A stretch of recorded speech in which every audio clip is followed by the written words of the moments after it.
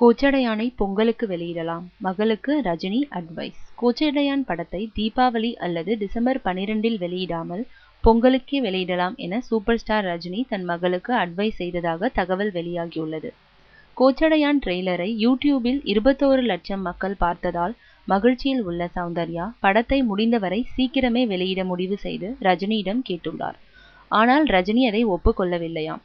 காரணம், தீபாவளிக்கு என சில படங்கள் ஏற்கனவே அறிவிக்கப்பட்டு விட்டன. கமல் வேறு தனது விஸ்வரூபம் 2ஐ தீபாவளிக்கு வெளியிடலாமா என யோசித்து வருகிறாராம்.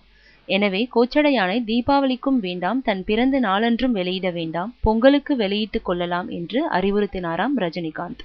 அக்டோபரில் ஆடியோ ரிலீஸ், நவம்பர் அல்லது டிசம்பரில் மேலும் ஒரு ட்ரெய்லர், ஜனவரியில் படம் என திட்டமிட்டு கொள்ள சொன்னாராம் ரஜினி.